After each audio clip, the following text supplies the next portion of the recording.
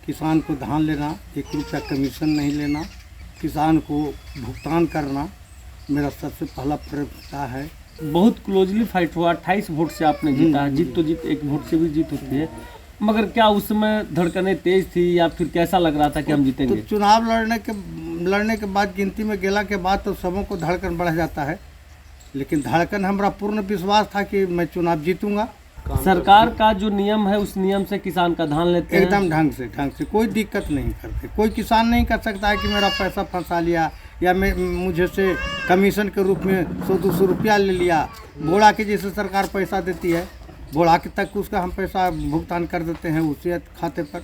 नमस्कार दोस्तों, मैं रंजीत कुमार। खास तौर से बताने के लिए चाहेंगे, अहियासा पंचायत के पैक्स अध्यक्ष लगातार चौथा बार चौका मार के अपने बल्लेबाजी में इस उम्र में भी एक बड़े इतिहास रचे हैं।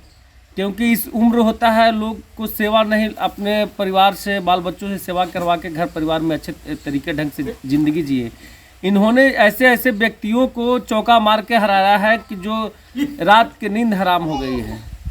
रात की नींद कहा जाए कि लगातार इन्होंने जैसे किसानों के बीच में काम करते रहते हैं, किसान के हित में काम करते रहते हैं। इस उम्र में भी इस प्रकार की बल्लेबाजी ये एक शानदार परफॉर्मेंस रहा। सर, इस उम्र में भी पहले जनता के लिए सर क्या कहेंगे? जनता के लिए सबसे पहला प्राथमिकता पंचायत के अंदर किसानों को देंगे।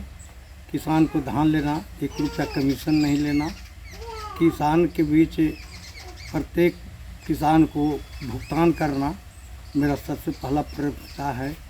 दूसरा प्राथमिकता है कि गरीब गुरबा मेरे पास किसी घटना हो, शादी हो, विवाह हो, मर गेला के बाद या शादी के बाद, शादी के पहले यदि आता है तो उसको हम कोशिश करते हैं 1 बोरा चावल, 1 बोरा गेहूँ देने के लिए।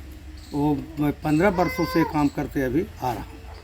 वो यही मेरा अथी है कि जनता लोग अटूट विश्वास करके मुझे जिताया है। जो अथी फाइट किया था मेरे साथ, वो समझिए कि दुर्व्यवहार प्रकृति के आदमी है और गरीबों के साथ, दूसरों के साथ गरीबों के साथ अत्याचार करते रहते थे, इसलिए उनका लोग चाह नहीं किया।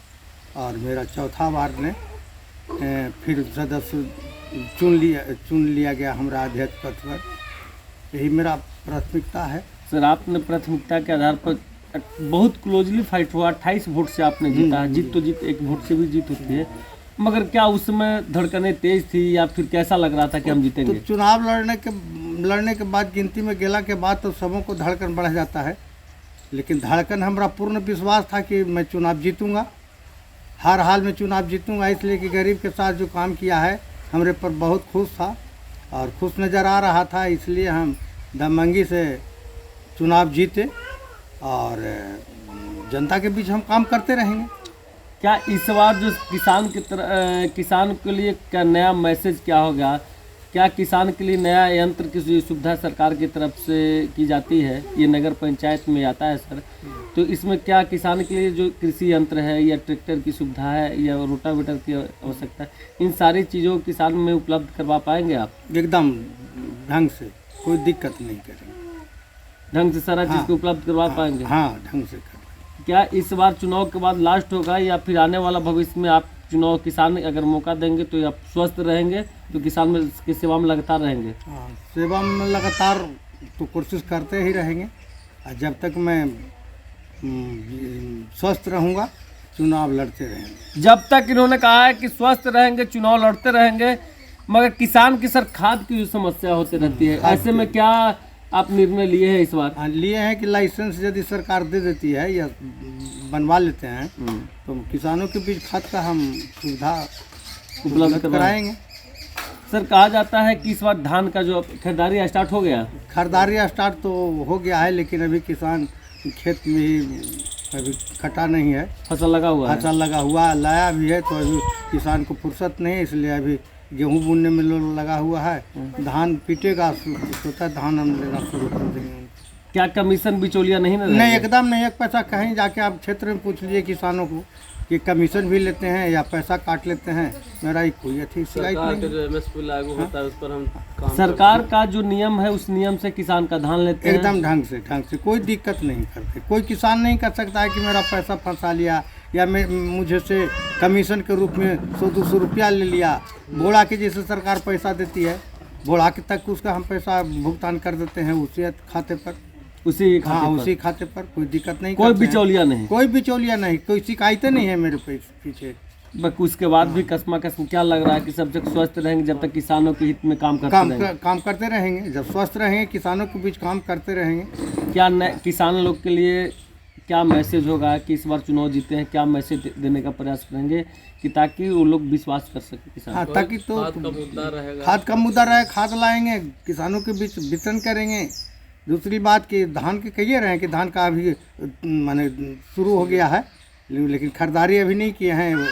ये हफ्ता के बाद लगता है कि अगला हफ्ता हम खरीदारी शुरू कर देंगे।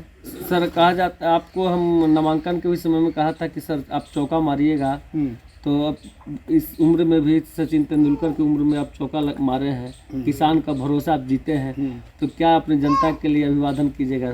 जनता के लिए जो वोट दिए हैं या नहीं दिए सबको सम्मान हाँ, करेंगे? सबके सब वोट दिया भी नहीं दिया, मेरा सदस्य तो है ना।